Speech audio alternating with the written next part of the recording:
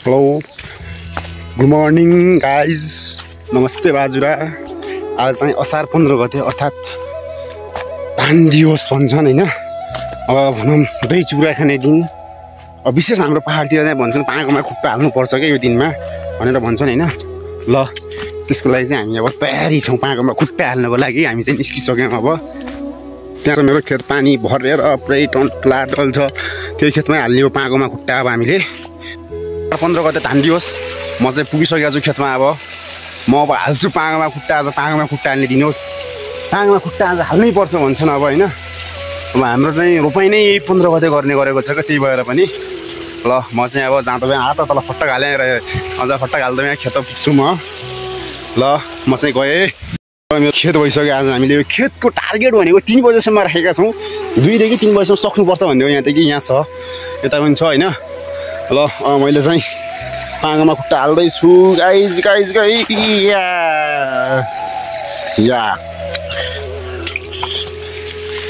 ल ल ल म फेरि पुगेँ या लागेको छ होइन।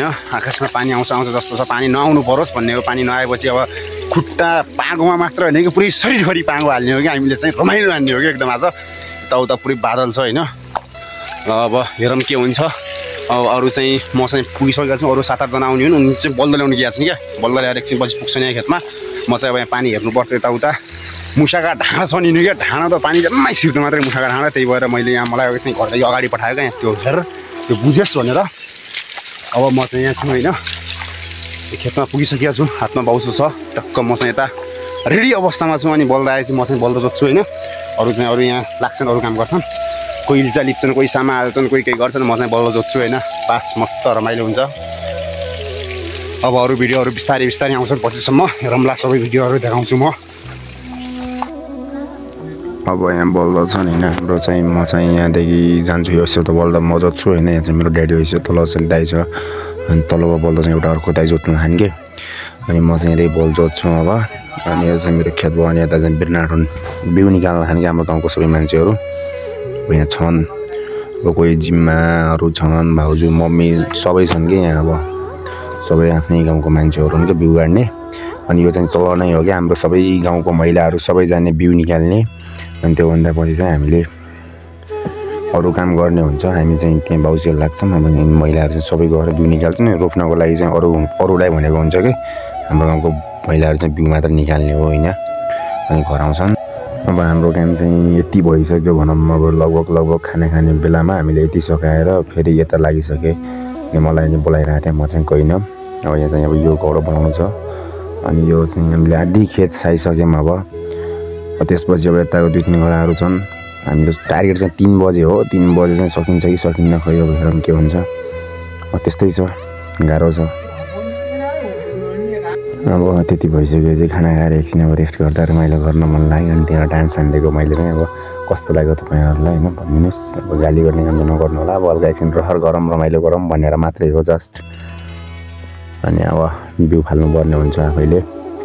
रोप्नेहरू चाहिँ फाल्ने बोक्ने उनीहरूको काम चाहिँ रोप्ने मात्रै हुन्छ। हामीहरूले त्यहाँ पुर्याइदिनुपर्छ गडामा। त्यहाँदेखि फाल्नुपर्छ, नभए तल सराउनुपर्छ। अब यो चाहिँ आफैले गर्नुपर्ने हुन्छ क्या हामीहरूले।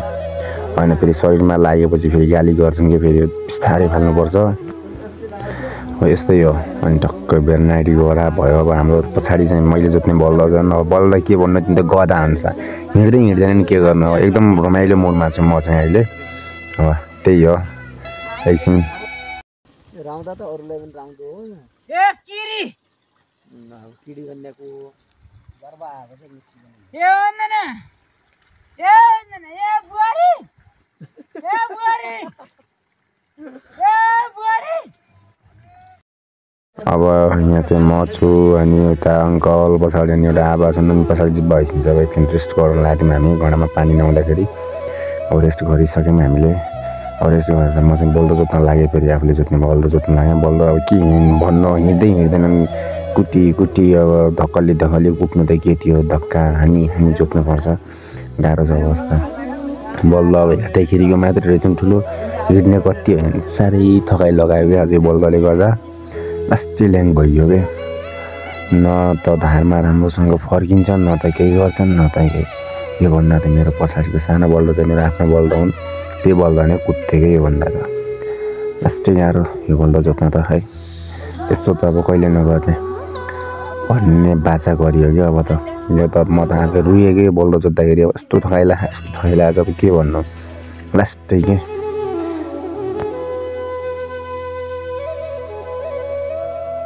अब अन्तिममा आइसकेपछि घरमा दही चिउरा रेडी पार्दै मम्मी म हामी छौँ। दही चिउरा रेडी पार्न मम्मी दही बनाउन मैले चिउरा राखेको छु। मम्मी अब काम सकाएर अब बेलुकाको लागि तयारीमा छ, खाना पकायो। अनि अब दही चिउरा दिनु चलन छ। अब घरमा भैँसी पालेको छ अनि यो दही बनाएर चिउरा रेडी छ हाम्रो। अब चिउरा पनि हाल्ने हो टक्क दहीमा चिनी हाल्ने हो रमाइलो पारा। त्यति भन्दै मम्मीले दही छुट्याइदिएपछि चिउराको लागि अनि मैले चाहिँ त्यहाँ चिउरा हालेँ। अब दहीमा चिउरा चिनी हाल्छु अनि म मिसाउँछु क्या, त्यो मिसाउँछु आफू खान्छु अनि अरूलाई पनि अब दिन्छु। अब कति हालौँ के गरौँ भन्ने भइसकेपछि मैले चिउरा हालेर मिसाएँ। अब अनि त्यहाँ जिम्माहरू चाहिँ बटुलेर राख्दैछन् कहाँ घर भनेर। ल अब त्यति गरिसकेपछि अब हाम्रो दही चिउरा पनि रेडी भयो। असार 15 गते धान दिवसको दिन अब दही चिउरा पनि खानुपर्छ भन्ने चलन छ।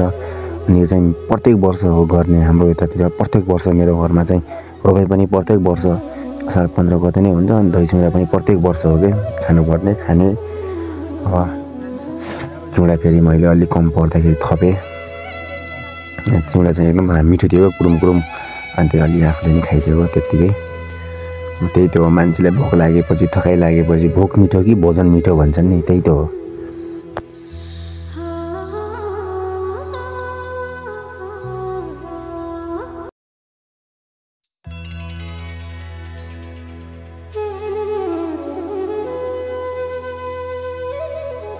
अब यो चाहिँ हाम्रो दही चिउरा एकदम रेडी, खाना मात्रै बाँकी। अब एकदम रेडी छ खानको लागि। ल यति गर्दै अब मैले चाहिँ आफ्नो लागि म चाहिँ बटुकामा हाल्छु होइन। यति गर्दै मैले अब बटुकामा हालेँ भनौँ, हालेँ कि हालिहालेँ रेडी गरेर एउटा बटुको चाहिँ मैले हालेर अनि म चाहिँ यो खान्छु।